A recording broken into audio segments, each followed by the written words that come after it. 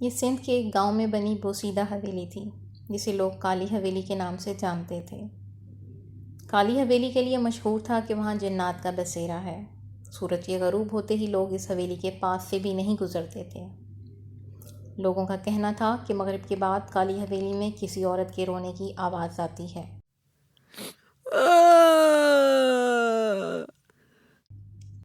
اور اس رونے کی آواز کے ساتھ بہت سے جانوروں کی خوفناک آوازیں بھی سنی جاتی تھیں۔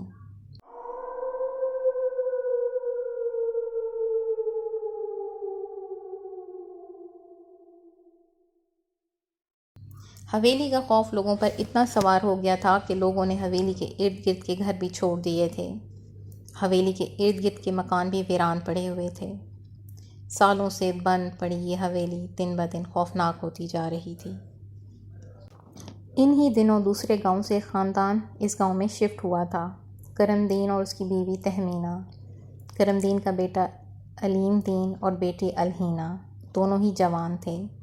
گاؤں میں چند روز گزرنے کے بعد کالی حویلی کی باتیں اڑتی اڑتی کرم دین کے گھر تک بھی پہنچی تھیں، تو علیم نے فیصلہ کیا تھا کہ وہ کالی حویلی جا کر خود دیکھے گا کہ جو باتیں اس حویلی کے بارے میں مشہور ہیں کیا وہ درست بھی ہیں یا نہیں۔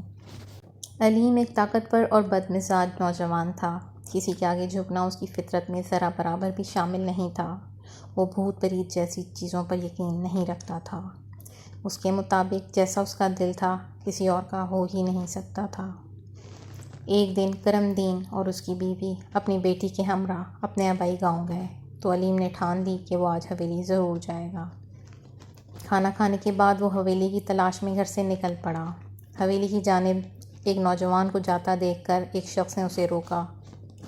بیٹا اس جانب نہیں جاؤ، کیا تم نہیں جانتے کہ کالی حویلی کی جانب جو ایک بار جاتا ہے وہ کبھی واپس نہیں آتا؟ دراز عمر شخص اس کی بات سن کر علیم پل بھر کے لیے سوچ میں پڑا اور پھر کہے لگانے لگا، او چاچا، یہ بھوت وغیرہ کچھ نہیں ہوتے، مجھے کالی حویلی جانے دو، میں بھی تو دیکھوں کالی حویلی کے بھوت علیم کا سامنا کیسے کرتے ہیں۔ علیم کی بات سن کر سامنے کھڑے شخص کے ماتھے پر پسینے نمودار ہونے لگے اور اس کی ٹانگیں یکدم کانپنے لگیں۔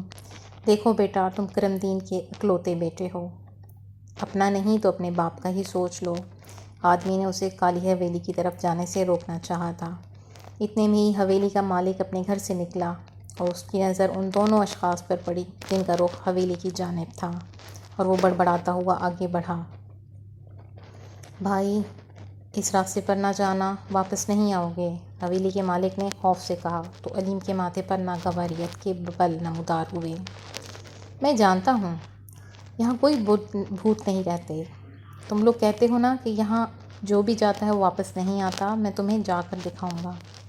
علیم نے قدرے چیخ کر کہا تو آس پاس کے لوگ بھی وہاں جمع ہو گئے اور اسے سمجھانے لگے کہ یہ بے وقوفی نہ کرو، مگر علیم اپنے فیصلے پر اٹل تھا۔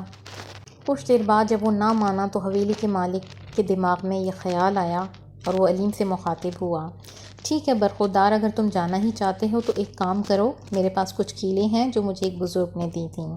بزرگ نے کہا تھا اگر یہ کیلیں مغرب کے بعد حویلی میں ٹھونک دی جائیں تو وہاں موجود آفیب ختم ہو جائیں گے، لیکن پورے گاؤں کے سامنے تمہیں یہ کہنا ہوگا کہ حویلی تم اپنی مرضی سے جا رہے ہو۔ اگر تمہیں کچھ ہوتا ہے تو اس کی ذمہ داری ہماری نہیں ہوگی۔ میں وعدہ کرتا ہوں اگر تم حویلی سے سلامت واپس آئے تو یہ حویلی میں تمہارے نام کر دوں گا۔ حویلی کے مالک کی آفر سن کر مانو اس کا دل خوش ہو گیا، اس کے ارادے مزید پختہ ہو گئے۔ ٹھیک ہے، آپ مجھے کیلیں لا دیں، مغرب ہونے میں ابھی کچھ وقت باقی ہے، اس نے حکمی انداز میں کہا تو لوگ اسے سمجھانے لگے اور اسے کہا کہ تم ایک بار سوچ لو۔ کسی نے کہا حویلی کے باہری کیلیں ٹھونک کر آ جانا، اور علیم سب کی باتیں ایک کان سے سن کر دوسرے کان سے نکال رہا تھا۔ کچھ وقت سرکنے کے بعد فضا میں مغرب کی آواز گونجی تو حویلی کے مالک سے کیلیں اور ہتھوڑی لے کر وہ ہاتھ میں لالٹین لیے کالی حویلی کی جانب بڑھ گیا۔ پورا گاؤں ہجوم کی صورت اسے جاتا دیکھ رہا تھا، سب کے چہرے پر خوف اور قدموں میں کپکپاہٹ تھی۔ وقت جیسے جیسے گزر رہا تھا ویسے ویسے اندھیرے میں تیزی آ رہی تھی۔ کافی دیر چلنے کے بعد وہ کالی حویلی کے سامنے کھڑا تھا۔ اس بھیانک حویلی کو دیکھ کر اس کی ریڑھ کی ہڈی میں سنسناہٹ ہوئی تھی۔ اس سے پہلے کہ وہ کالی حویلی میں داخل ہوتا ایک ساتھ ہی کتے، بلیوں اور الوؤں کی آوازیں گونجنے لگیں۔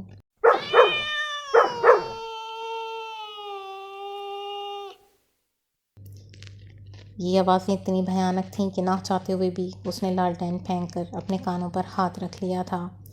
گھوپ اندھیرا، خوفناک جنگل، خوفناک آوازیں اور سامنے کھڑی کالی حویلی۔ اس کا دل کیا کہ وہ واپس پلٹ جائے، مگر حویلی کا سوچ کر اس کے دل میں لالچ آیا اور اس کی ہمت پھر سے جاگ گئی۔ اس نے لالٹین اٹھایا اور حویلی کے اندر آ گیا۔ بڑا سا لوہے کا دروازہ کھولتے ہی چمگادڑوں کا ہجوم حویلی سے نکلا تھا، جسے دیکھ کر وہ چیختا ہوا ایک جانب ہو گیا تھا۔ اب وہ پورا پسینے میں بھیگ گیا تھا۔ پھر اس کے ذہن نے کام کیا کہ چمگادڑیں تو قدیم اور بند جگہوں پر ہوتی ہیں، اس لیے وہ آگے بڑھا۔ اندر آتے ہی اس کے کانوں میں تیز ہواؤں کی آوازیں آنے لگیں۔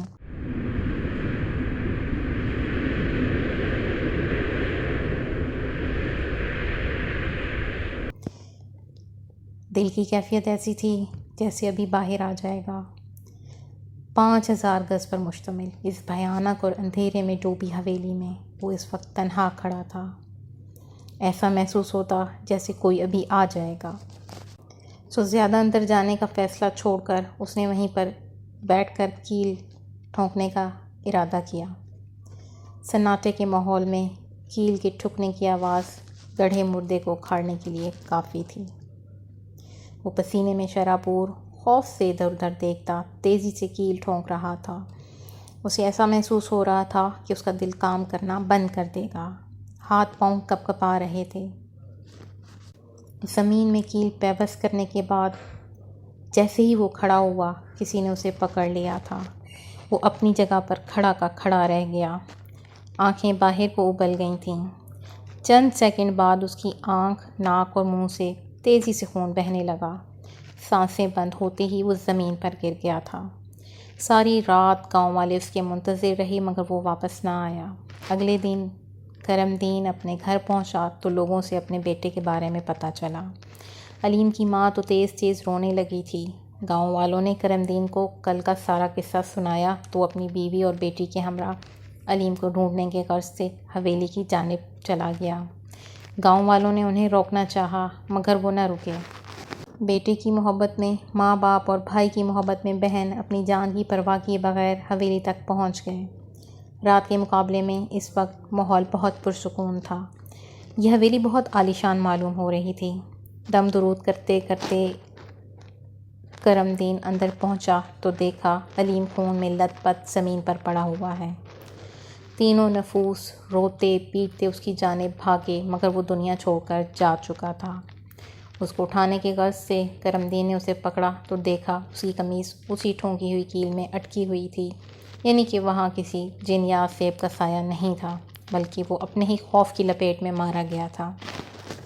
اسے لگا کہ اسے کسی نے پکڑ لیا ہے، اسی لیے اس کا دل کچھ سوچنے سمجھنے سے پہلے ہی پھٹ گیا۔ علیم تو جا چکا تھا مگر کرم دین کو پتہ چل گیا تھا کہ حویلی میں کوئی آسیب نہیں، اس لیے حویلی کے مالک نے حویلی کرم دین کے نام کر دی تھی۔ کرم دین اور اس کی بیوی بیٹے کے غم میں بیمار ہو گئے تھے۔